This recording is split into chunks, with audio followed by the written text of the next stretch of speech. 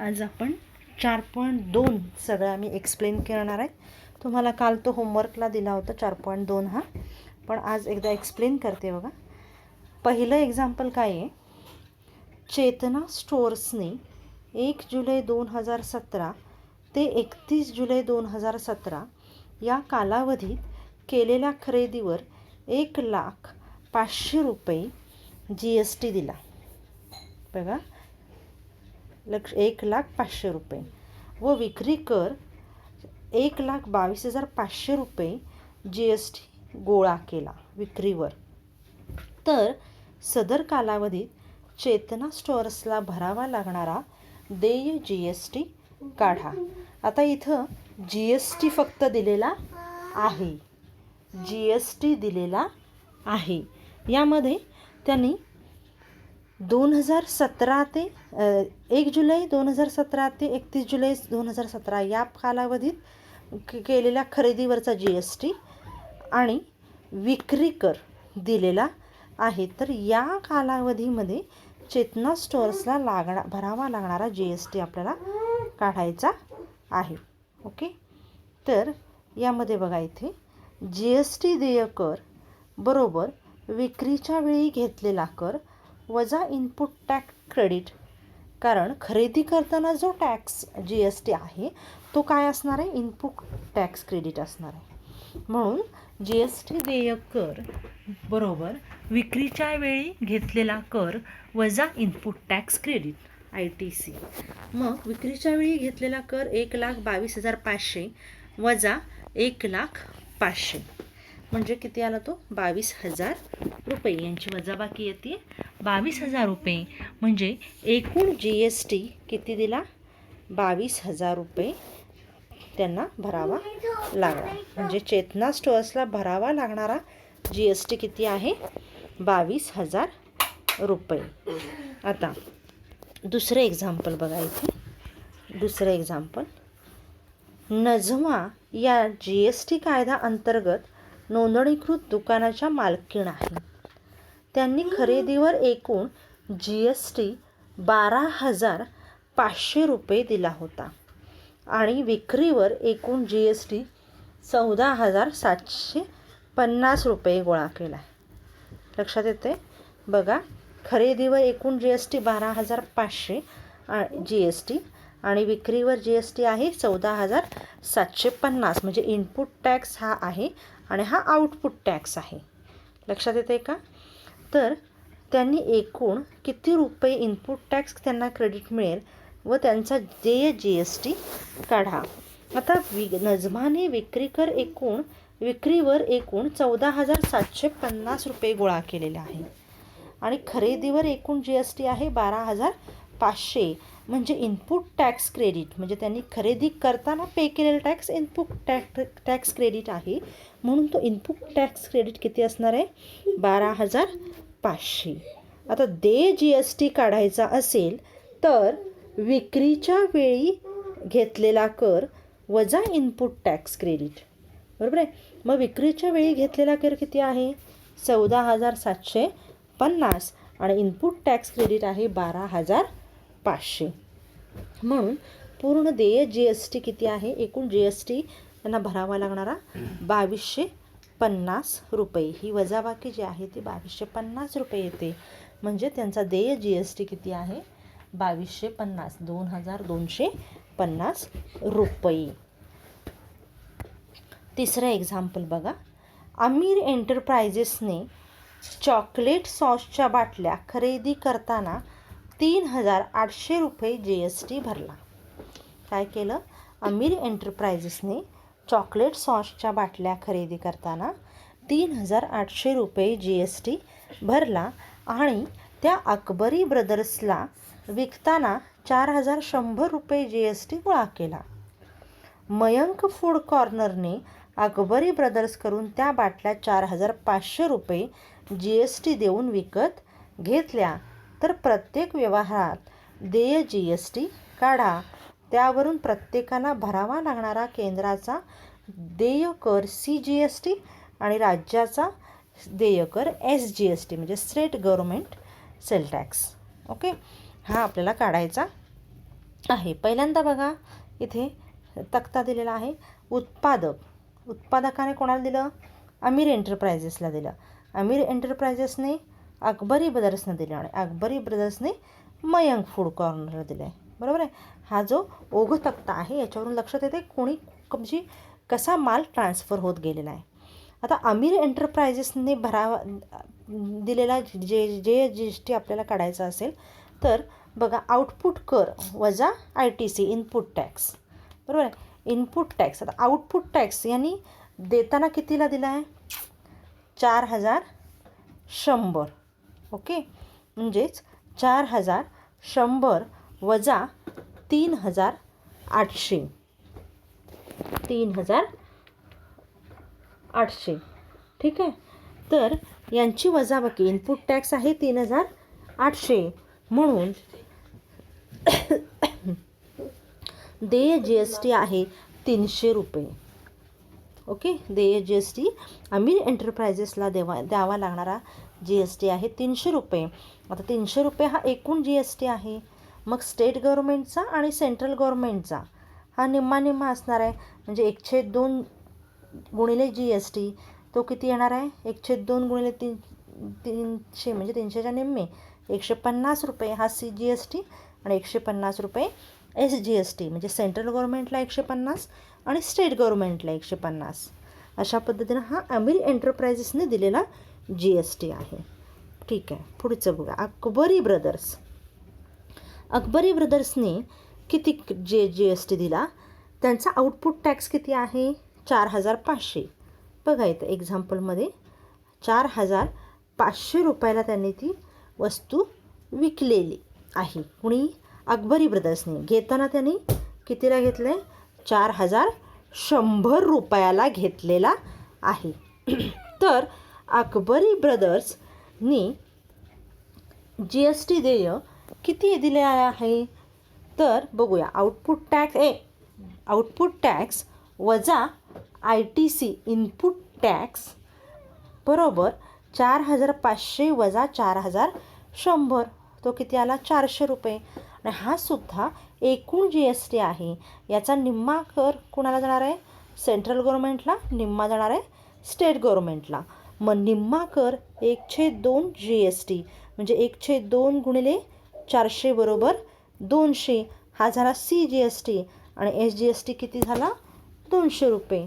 म्हणजे CGST आणि SGST same असतो आपल्याला माहिती आहे. ओके. तर अशा पद्धतीनं या संपूर्ण ट्रान्झॅक्शनमधील अमीर एंटरप्राइजेस आणि अकबरी ब्रदर्स यांनी देय केलेला GST आपण काढलेला आहे.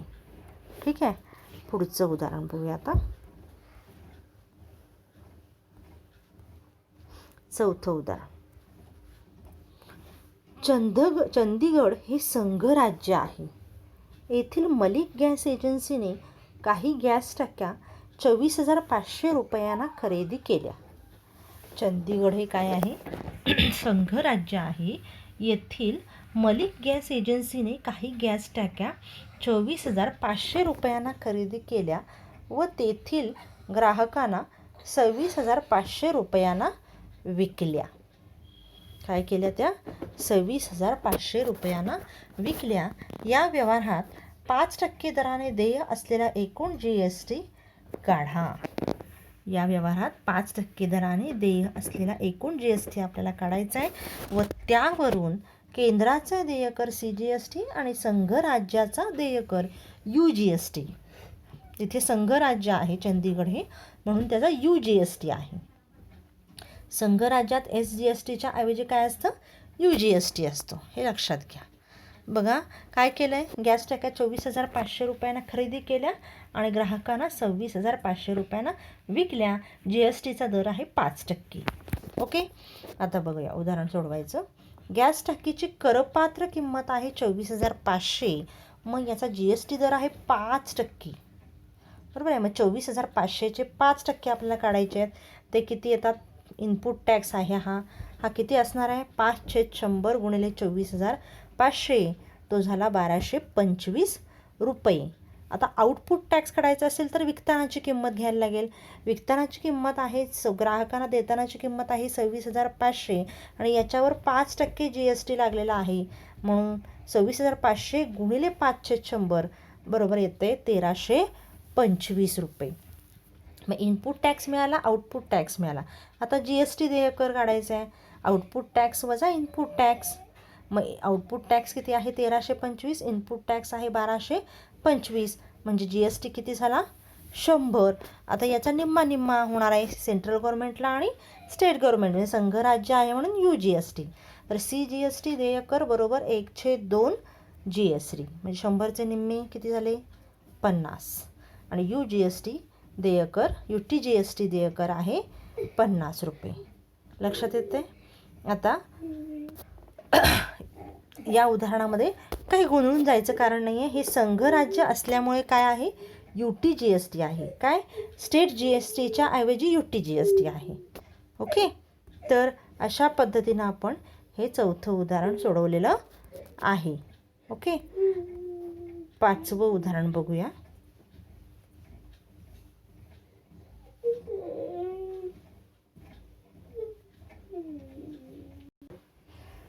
आता 5वं उदाहरण बघूया. बघा काय आहे. मेसर्स ब्युटी प्रोडक्ट्सने 6,000 रुपयांवर 18% GST दराने देऊन सौंदर्य प्रसाधनांची खरेदी केली आणि एकाच ग्राहकास या सर्व वस्तू, ही जी सर्व सौंदर्य प्रसाधनं होती ती त्यांनी कितीला दिलेली आहेत 10,000 रुपयांना विकलेली आहेत. तर या व्यवहारासाठीचे मेसर्स ब्युटी प्रोडक्ट्सने तयार केलेल्या करबीजकात केंद्राची व राज्याची GST म्हणजे CGST आणि SGST देय असणारी वस्तू व सेवा कराची रक्कम किती दाखवली असेल ते काढा. कितीला घेतले सौंदर्य प्रसाधन, घेताना कितीला घेतले बघा 6,000 रुपयाला घेतले. ओके, 18% दराने 6,000 रुपयाला ते ब्युटी प्रोडक्ट्स घेतलेले आहेत आणि ते 10,000 रुपयाला विकलेले आहेत. आता आपल्याला काय काढायचं आहे की करबीजका त्यांनी काय किंमत लिहिली असेल, तर म्हणजे विक्री किंमत आपल्याला विचारात घ्यायला पाहिजे. मग पावतीत लिहिताना ते विक्री किंमत लिहिणार आहेत. विक्रीच्या वेळी सौंदर्य प्रसाधनासाठी ग्राहकाकडून 10,000 रुपये त्यांनी घेतलेले आहेत आणि देय हे GSTचा दर आहे 18%. मग 10,000चे 18% काढले ते आले किती 1,800 रुपये, बरोबर आहे. मग 1,800 रुपयामधला CGST निम्मा आणि SGST निम्मा. नेहमीप्रमाणे CGST 1/2 गुणिले 1,800 बरोबर 900 आणि SGST 900 रुपये. साधं सोपं उदाहरण आहे. काय फक्त दिसताना ते शाब्दिक उदाहरण मोठं दिसतंय, पण ते अतिशय सोपं आणि साधं आहे. गोंधळून जायचं नाही, नीट उदाहरण वाचायचं आणि मग त्याला आपण सॉल्व करायचं आहे. ओके, 6वं उदाहरण बघा. खाली दिलेल्या माहितीवरून दुकानदार ते ग्राहक, खाली दिलेल्या माहितीवरून दुकानदार ते ग्राहक B2C यासाठीचे करबीजक टॅक्स इनव्हॉइस तयार करा. ओके, तर नाव, पत्ता, तारीख इत्यादी तुमच्या पसंतीनुसार घ्यायचं आहे.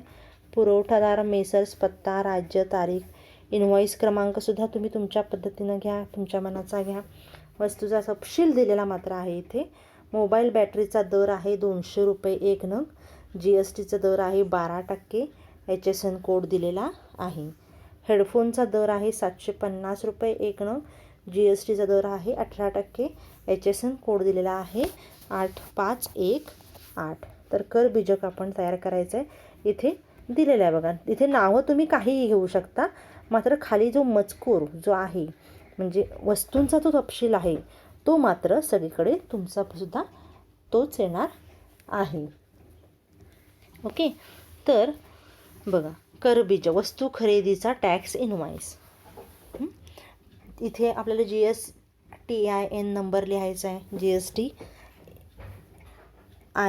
नंबर 27 ADCP T9119HZ5 यामध्ये अल्फाबेट्स आणि नंबर्स यांचं कॉम्बिनेशन असतं. हे आपण बघितलेलं आहे मागच्या वेळी. GSTIN नंबर कसा असतो तो. ओके. तर करविजक पुरवठादार कोण आहे? पुरवठादार इथे तुम्ही काही नाव लिहू शकता. इथे आता महावीर इलेक्ट्रॉनिक्स पत्ता दिलेला 143 शिवाजी रस्ता, मुंबई 4000002, महाराष्ट्र. भ्रमणध्वनी म्हणजे मोबाईल नंबर त्याने दिलेला आहे. ईमेल ॲड्रेस इथे लिहिलेला आहे. ओके.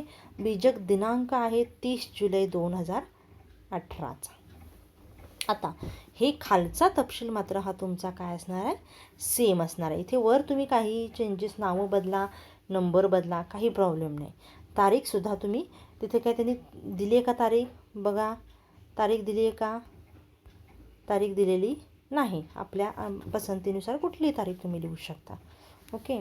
तर इथे बघा 8000 याच्या पहिल्यांदा अनुक्रमणिका, HSN कोड नंबर, त्यानंतर वस्तूचे नाव, दर, संख्या, करपात्र किंमत, CGST, SGST. CGSTमध्ये दर आणि कर 2 कॉलम करायला लागणार आहेत. SGSTमध्ये सुद्धा दर आणि कर असे 2 कॉलम करणार आहेत. आणि एकूण रुपये आपल्याला सगळ्यात शेवटचा कॉलम असणार आहे. ओके.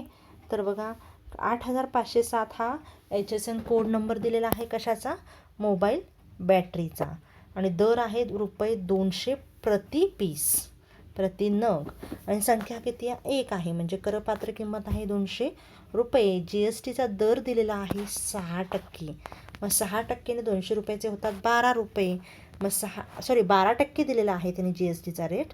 त्यातला CGST 6% आणि SGST 6% असा आपण तो डिस्ट्रीब्यूट केलेला आहे.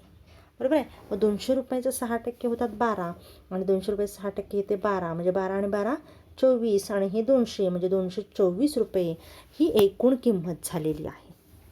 ठीक आहे. आता हेडफोन याचासुद्धा HSN क्रमांक त्याने दिलेला आहे. HSN क्रमांक किती आहे? 8518.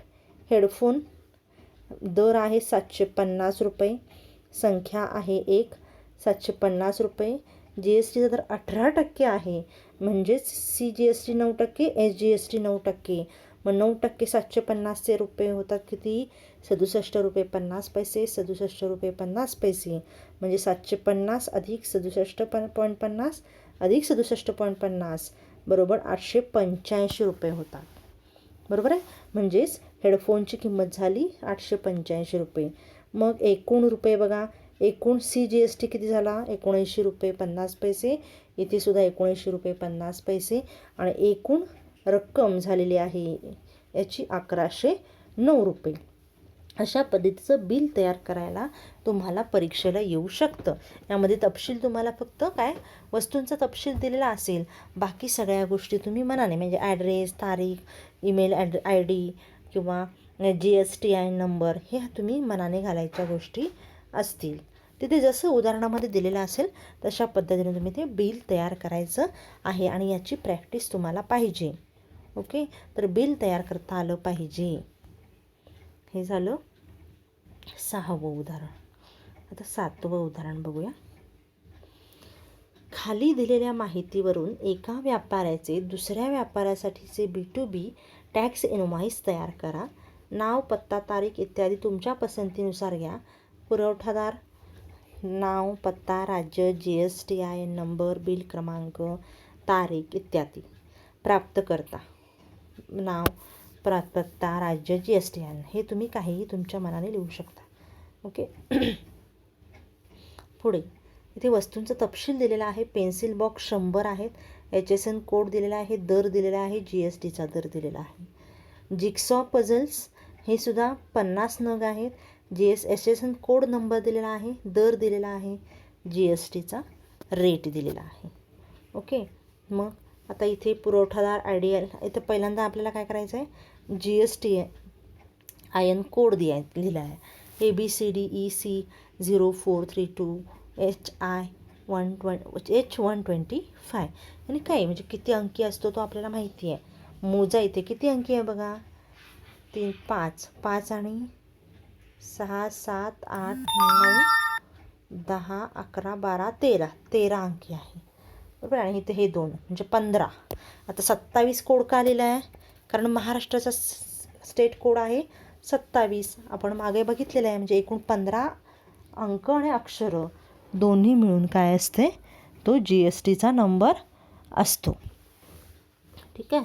इथे तुम्ही पुरवठादाराचं काहीही नाव, तुमच्या अगदी शेजारच्या दुकानदाराचं नाव लिहिलं तरी चालेल, तो पत्ता लिहिला तरी चालेल, स्टेट लिहायचं, पिन लिहायचा, भ्रमणध्वनी अंदाजे लिहा, ईमेल ID सुद्धा तुम्ही अंदाजे लिहिला तरी चालेल, बीजक दिनांक काही लिहा. म्हणजे शक्यतो पेपर असेल त्या दिवशीचं लिहिलं तरी काही प्रॉब्लेम नाही. ओके. पुढे आता इथे मात्र हे चार्ट हा लक्षात ठेवायचा पहिल्यांदा. इथे बीजक क्रमांक लिहायला विसरायचं नाही. बीजक क्रमांक पण लिहायचा आहे. बीजक क्रमांक काय आहे बघा.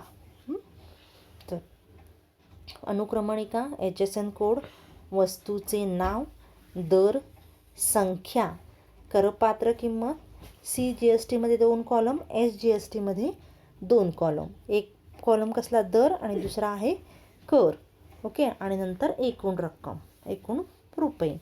मग HSN कोड आहे पेन्सिल बॉक्सचा 3924. पेन्सिल बॉक्स रुपये 20 प्रत्येक बॉक्सला. एकूण बॉक्स आहेत 100 रुपये. म्हणजे 20 गुणिले 100 किती होणार? 2000 रुपये. करपात्र किंमत किती आहे? 2000 रुपये. दर आहे 12%.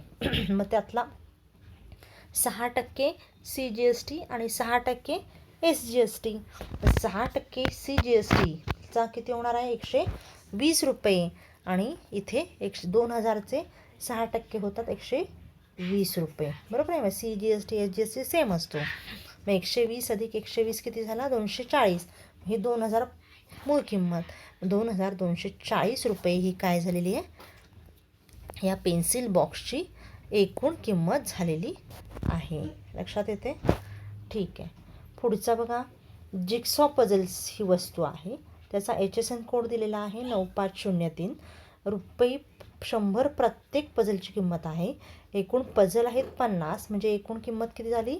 5000 रुपये. आणि याचा GST दर आहे 12%.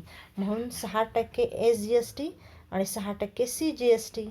मग 5000चे 12% होतात किती? 6% किती होतात? 6 पंचा 300 रुपये. म्हणजे CGST झाला 300 आणि SGST सुद्धा किती झाला? 300. तर अशा पद्धतीने 300 + 300 600 आणि हे 5000 म्हणजे 5600 ही एकूण किंमत पझल बॉक्सची झालेली आहे. ओके. तर यामध्ये CGSTची किंमत बघा 300 अधिक 120 किती झाले? 420. इथे सुद्धा 420 आणि एकूण किंमत झालेली आहे 7840. आता मागच्या वेळी आपण प्राप्तकर्ताचं नाव लिहिलेलं नव्हतं. इथे त्यांनी ते मेन्शन केलेलं आहे की प्राप्तकर्ताचं पण तुम्हाला डिटेल्स लिहायचे आहेत. म्हणून ते इथं आपण इथे लिहितोय बघा. प्राप्तकर्ता, त्याचा GSTN नंबरसुद्धा तुम्हाला लिहायचा आहे. त्याचा पत्ता, फोन नंबर, पिनकोड काय असेल तो, ईमेल ID हे सगळं लिहायचं आहे. हे कोण आहे? प्राप्तकर्ता आहे. ओके. आणि आधी काय लिहिलं होतं आपण? पुरवठादार लिहिला होता. इथे काय लिहिला होता? पुरवठादार लिहिला होता. इथे त्यांनी डिटेल सांगितलेलं आहे की तुम्हाला प्राप्तकर्त्याचं पण लिहायचं आहे आणि पुरवठादाराचं पण लिहायचं आहे. म्हणून दोन्हींचे डिटेल्स आपण आता इथे लिहिलेले आहेत. लक्षात येतं आहे? हे झालं 7वं एक्झाम्पल. तर अशा पद्धतीनं आपण 4.2 एक्सप्लेन केलेला आहे. मला वाटतं तो आता समजला असेल, होय ना? तर आणखीन काही अडचण असेल तर मला पर्सनल मेसेज करा, मी तो एक्सप्लेन करेन. धन्यवाद.